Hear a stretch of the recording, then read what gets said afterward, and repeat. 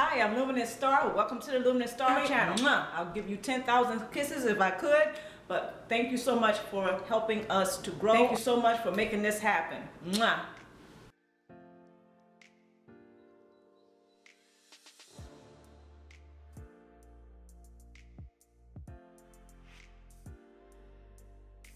What are some of the Machiavellian ways that narcissists and some cluster B personality types tend to idealize, discard, and devalue?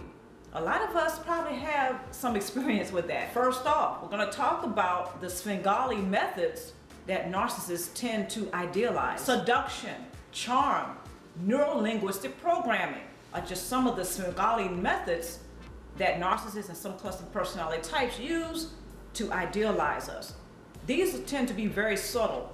In other words, they're not very clear until it's too late, or when the relationship has gone on for a little while.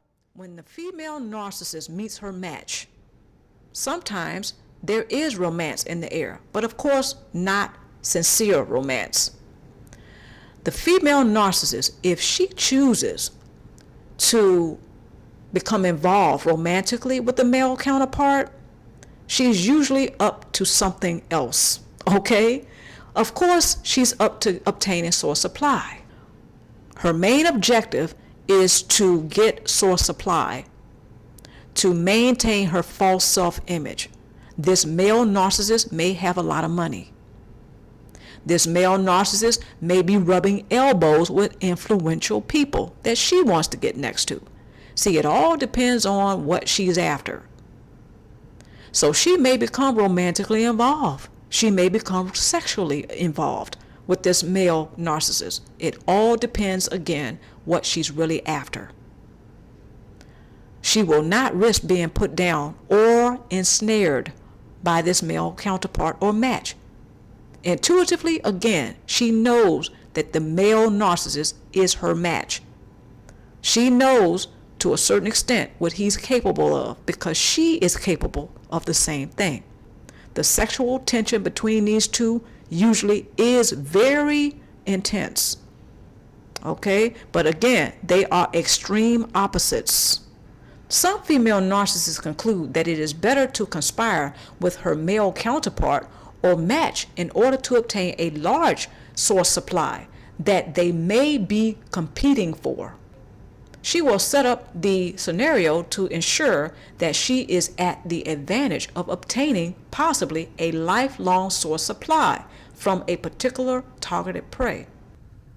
The female narcissist's methods for obtaining source supply usually is more covert or hidden, unlike her male counterpart or the male narcissist. She will set up a scenario making sure that she is more favored. She wants to make sure that she has a little bit more of the supply than her male counterpart, or at least that the outcome is more in her favor, if anything. So she may conspire with her male counterpart or the male narcissist, but she's going to set up the scenario to make sure that she gets a bigger piece of the pie, okay? She's going to do that. If she's a true female narcissist, or cluster B personality, this is exactly what she's going to do. If sex is the weapon of choice, the female narcissist will make no hesitation to carry out her intent to obtain source supply at the expense of the targeted prey, whomever he or she may be. Sex is not a means of celebrating a union with others. Rather, to the female narcissist, sex is used to control and dominate others into submission by covert means in order to obtain source supply. Female narcissists will use whomever or whatever necessary to obtain source supply. So absolutely no one is really safe around the female narcissist. Unfortunately, many have found through trial and error that the female narcissist is not to be underestimated. Let's move forward. During the sex act, the female narcissist has the ability, like all females, to read her partner. This reading is due to energy transference, which naturally takes place during sexual intercourse. Her predatory senses are heightened, and her ability to read all her sexual partners are taken to another level. which can and often is used to triangulate them to her in a twisted way. Just like I mentioned before, the female narcissist will use her sexual prowess to triangulate others.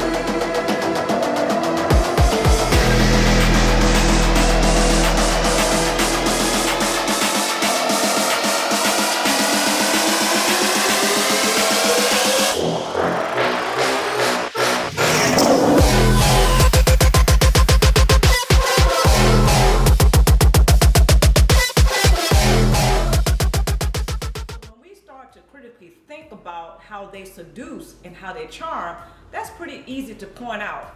But a lot of the times when we're all in our emotions and sometimes in our egos, it's hard to even see how they seduce and charm you, which is another way of idealizing you or putting you up on a pedestal. But when we really think about it, who really wants to be with someone who puts them on a pedestal? That means you cannot be human. That means you can't make mistakes. So this means men and women really can't be who they really are in relationships with some cluster personality types and narcissists. So let's move right on into the neuro-linguistic programming, which actually can be used to help you. Most narcissists and some cluster personality types, they use NLP to get the narcissist supply. This is how they hook you. This is how they also use the charm and seduction, but when they start playing mind games, this is where the NLP or the neuro-linguistic programming really kicks off.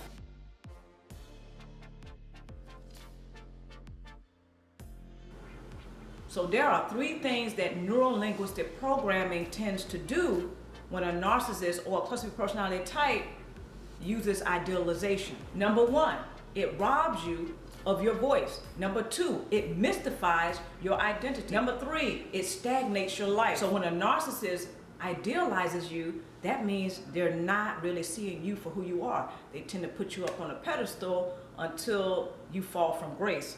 Remember, narcissists and cluster personality types tend to have a black and white mentality. So as soon as you show that you are a human being or you make a mistake, this is when you fall from grace. And they tend to discard you, or actually they devalue you first, then they discard. Now some cluster B personality types, such as borderline personalities, those who have an antisocial personality, some of those who have a narcissistic personality, as well as a histrionic personality, what tends to happen unless they're getting some sort of support to help them with their personality disorder, they tend to have a black and white mentality. When a narcissist and cluster B personality type idealizes and they put you up on a pedestal, this means that at that moment, you're not a threat. They're not perceiving you as a threat or a challenge at that time. Not unless or until you fall from grace. Then they tend to move right on to devaluing you.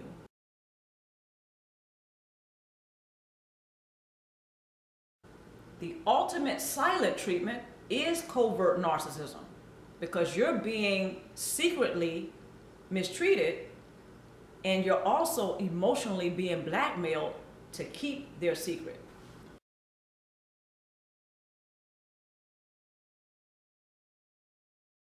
So the Machiavellian way that some cluster B personality types and narcissists will use to finally discard of a person If this is a family situation, they will cut you out of the will. Sometimes they will emotionally blackmail people in order to get them to be legally bound to him or her, such as a marriage, children, a cohabitation situation, or a common in-law situation. So the relationship, you know in your soul, the relationship is over, but you're legally bound to this person that you know don't love you.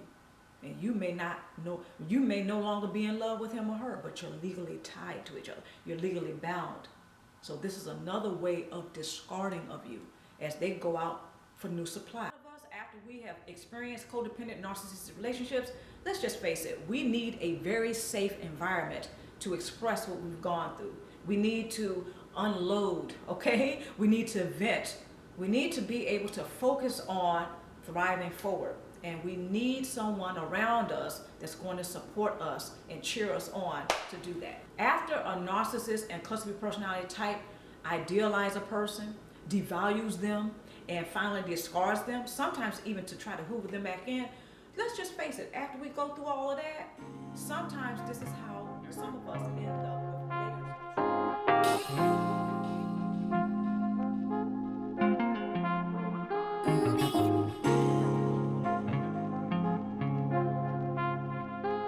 with